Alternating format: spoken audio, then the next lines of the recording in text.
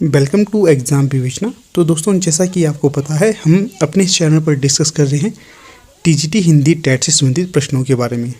इसी के साथ आपको ये भी स्पष्ट कर देता हूँ, जो ये वीडियो है या जो ये प्रश्न है सिर्फ एलटी टेट या किसी भी टेट तक सीमित नहीं है। ये हिंदी साहित्य की कोई भी परीक्षा हो, वहाँ पर ये प्रश्न आपके लिए महत्वपूर्ण होने ही वाले हैं। आप देख सकते हैं, जो पहला प्रश्न है ये केवीएस पीजीटी हिंदी की परीक्षा में पूछा गया है, इसलिए मैं आपके समक्ष इन्हें लाया हूँ। कोई भी परीक्षा हो हिंदी साहित्य की, वहाँ पर ये महत्वपूर्ण होने ही वाले हैं। ठीक है, इसी के साथ आपको बता देता हूँ, हमारी टीम के द्वारा TGT Hindi, LT TET, LT commission, PGT Hindi के लिए कोर्स लॉन्च कर दिए गए हैं। अगर आप इंटरेस्टेड हो तो आप संपर्क कर सकते हो।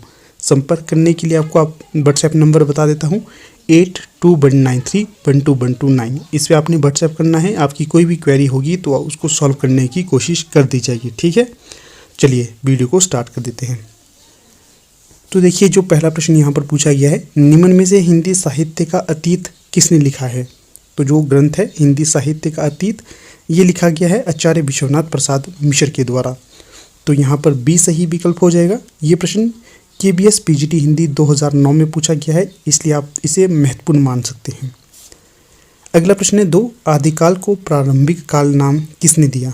तो जो आदिकाल को प्रारंभिक काल नाम दिया गया था, तो ये मिश्र बंधुओं के द्वारा दिया गया था।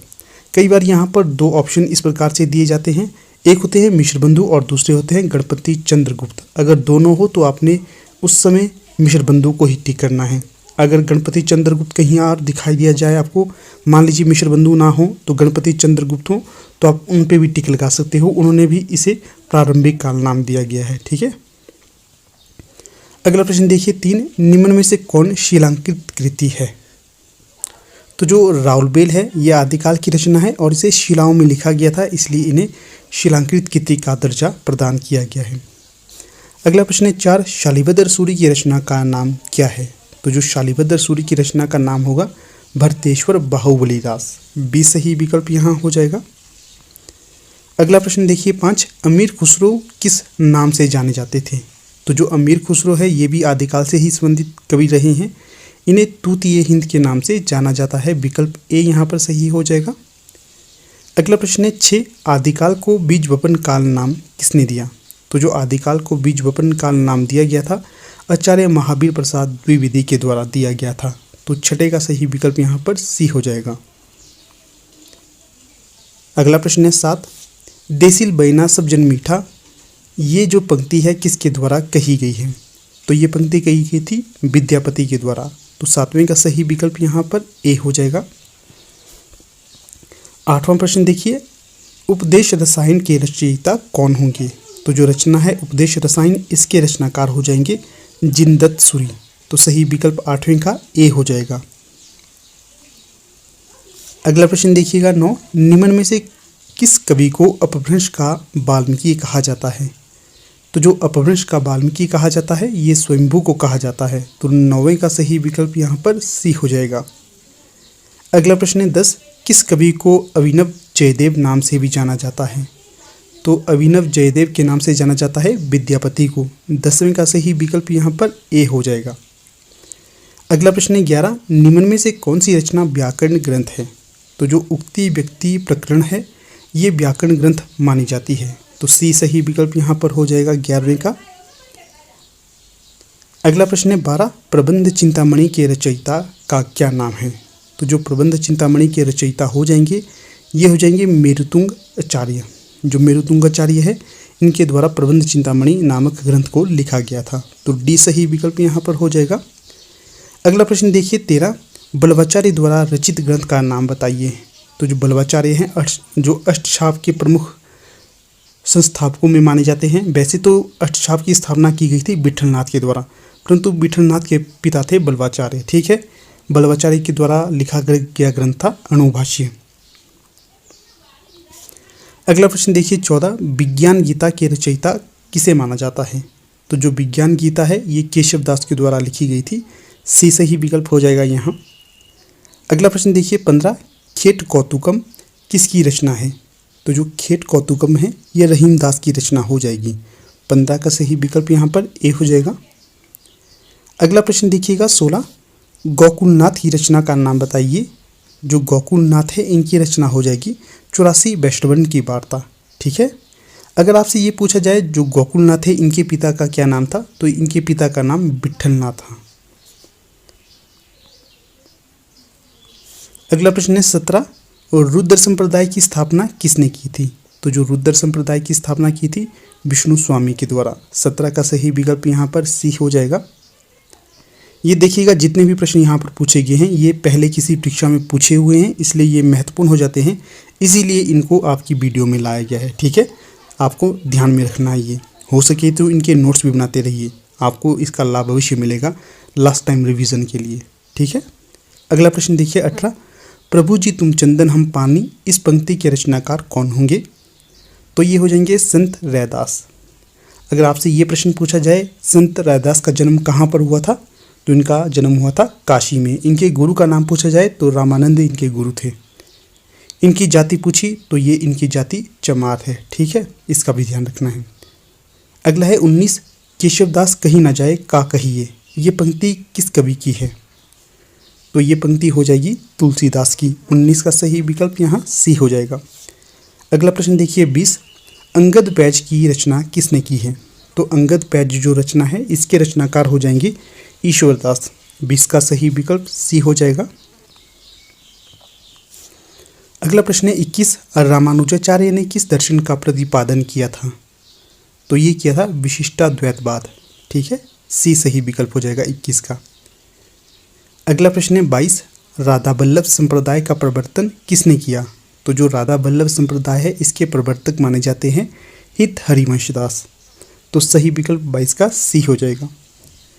अगला प्रश्न है 23, कबीर किस शासक के समकालीन थे? तो जो कबीरदास थे ये सिकंदर लोदी के समकालीन माने जाते हैं। तो सी सही विकल्प यहाँ हो जाएगा। अगला प्रश्न देखिए 24, प्रेम को पंथ कराल महातरवारी की धार पे धावनु है, इस पंक्ति के रचनाकार कौन होंगे? तो ये हो जाएंगे बोधा। 24 का सही विकल्प डी। अगला प्रश्न देखिए 25, शिवराज भूषण ग्रंथ में किसका विवेचन मिलता है? तो ये मिलता है अलंकार का। तो 25 का सही विकल्प यहाँ पर सी हो जाएगा। अगला जो प्रश्न है 26, तो इसमें क्या पूछा गया है, निम्न में से कौन सी रचना एवं रचनाकार का युग्म सही नहीं होगा? तो जो विकल्प 1 है काव्य निर्णय, ये भिखारीदास की रचना हो जाएगी। ठीक है। अगला है रस रहस्य, कुलपति मिश्र की रचना हो जाएगी, ये भी सही हो जाएगा। तीसरा है रसविलास चिंतामणि की रचना हो जाएगी, तो ये भी सही हो जाएगा। जो चौथा है भावविलास, ये केशवदास की रचना है, तो ये केशवदास की रचना नहीं होगी, ये देवदत्त की रचना हो जाएगी। अगला प्रश्न देखिए 27, प्रबोध 50 ग्रंथ के रचयिता कौन हैं? तो विकल्प में सही हो जाएगा डी पद्माकर। 27 का सही विकल्प डी हो जाएगा। अगला देखिए 28, रीतिकाल को अलंकृत काल नाम किसने दिया? तो जो रीतिकाल को अलंकृत काल नाम दिया गया था मिश्र बंधुओं के द्वारा दिया गया था। 28 का सही विकल्प यहाँ पर सी हो जाएगा। तो आपने पूरी वीडियो देखनी है एंड तक। एंड में मैं आपके समक्ष यहाँ पर जो महत्वपूर्ण करंट अफेयर के क्वेश्चन होते हैं उनको डिस्कस करूँगा, क्योंकि अब देखो परीक्षा नज़दीक आने वाली है, इसलिए आपको 3 4 5 प्रश्नों तक जो महत्वपूर्ण प्रश्न रहेंगे उनको डिस्कस करने की कोशिश करता रहूँगा आपको। ठीक है ना, एक ही वीडियो में आपको देखो हिंदी साहित्य भी मिल जाएगा, फिर आपको करंट अफेयर के क्वेश्चन भी मिल जाएंगे। ठीक है, तो चलिए देखिए अगला प्रश्न, निम्न में से किस कवि ने सतसई की रचना नहीं की है?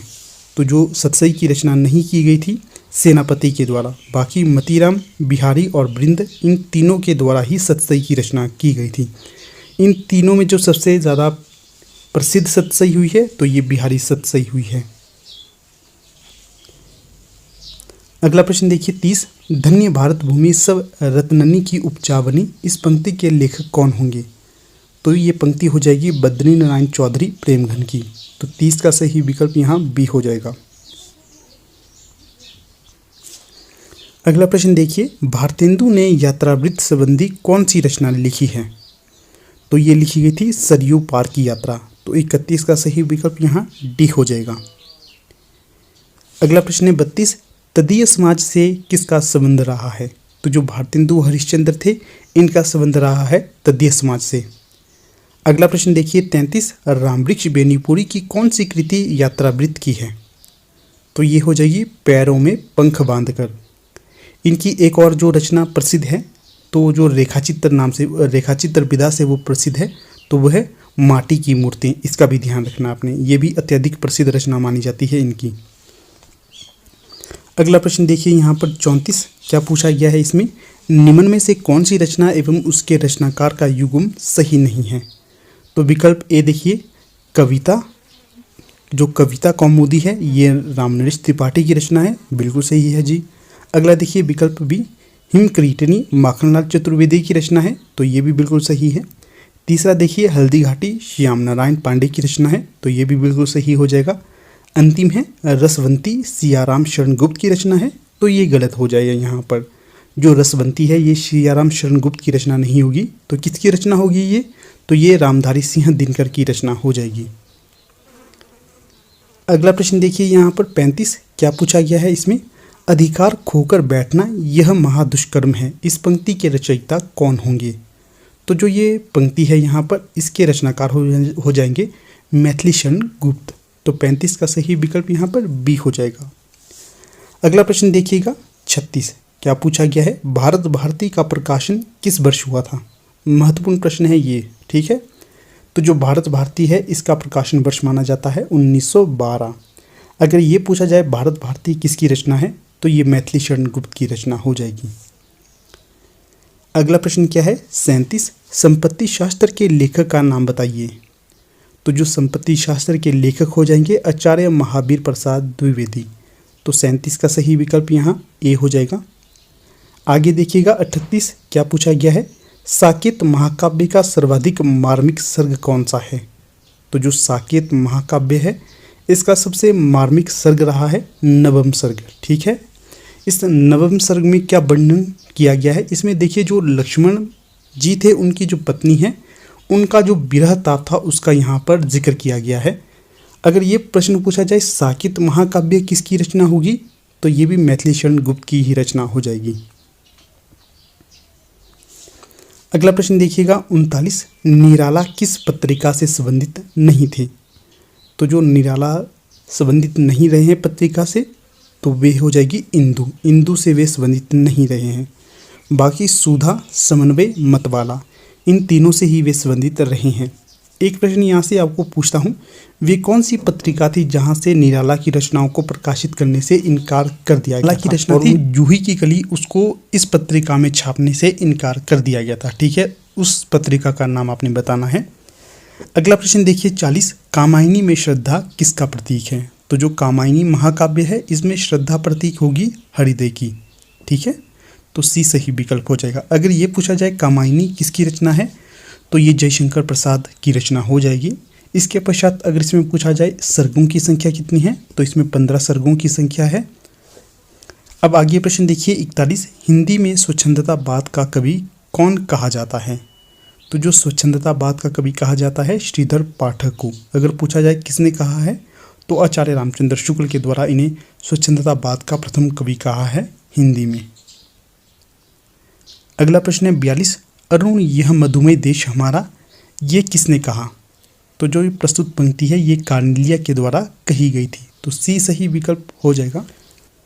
तो यहाँ पर मैं आपको एक बात स्पष्ट रूप से कहना चाहता हूँ, अगर कोई भी एस्पिरेंट है जो LT टेट की तैयारी कर रहा है, LT कमीशन की तैयारी कर रहा है, या फिर PGT हिंदी की तैयारी कर रहा है, अगर वो हमारे चैनल के साथ ही जुड़ा रहेगा, इधर उधर भटकेगा नहीं, जो भी हमने जितनी भी वीडियो आज तक हमने बनाई है लगभग 700 के आसपास, अगर उन्हें विजिट करता रहेगा तो डेफिनेटली उसका टेट क्लियर होगा। ये मैं 100% कह रहा हूँ, क्योंकि हमारे चैनल में इतनी सारी वीडियोस बनाई है। अगर आप उनके नोट्स बनाते हैं, उनको ढंग से पढ़ते हैं, तो आपको इधर उधर भटकने की कोई टेंशन नहीं रहेगी।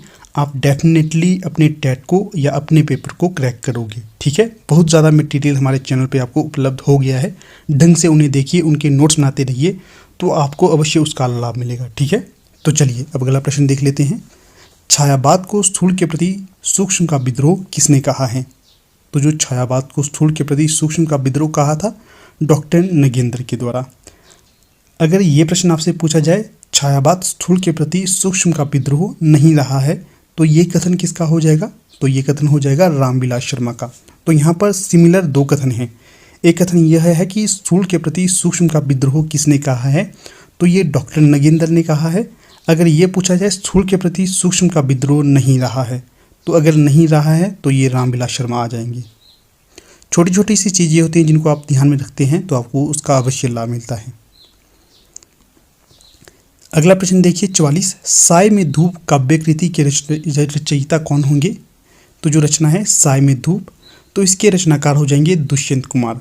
तो जो दुष्यंत कुमार है ये हिंदी साहित्य में या हिंदी में कहें तो एक तरह से गज़ल के सम्राट कहे जाते हैं। गज़ल को इनके द्वारा अत्यधिक प्रमोट किया गया था, अत्यधिक वर्णन किया गया है इनकी रचनाओं में गज़ल के बारे में। वैसे तो मेरे ख्याल से सभी इन्हें जानते ही होंगे। अगला प्रश्न देखिए 45, साखी किस कवि का काव्य संग्रह है? तो जो साखी हो जाएगी विजय देवनारायण शाही की रचना। अगला प्रश्न है 46, हम विश्वपाई जन्म के इस काव्य कृति के रचनाकार कौन होंगे? तो ये हो जाएंगे बालकृष्ण शर्मा नवीन। अगला प्रश्न है 47, निम्न में से कौन सी रचना के रचनाकार का नाम सही नहीं है? तो एक तरफ यहाँ पर रचना दी गई है और दूसरी तरफ रचनाकार का नाम, तो इन दोनों का यहाँ पर सुमेलन करना है। तो चलिए करते हैं। देखिए रचना है फूल नहीं रंग बोलते हैं, इसके रचनाकार केदारनाथ अग्रवाल होंगे। जी बिल्कुल ये होंगे।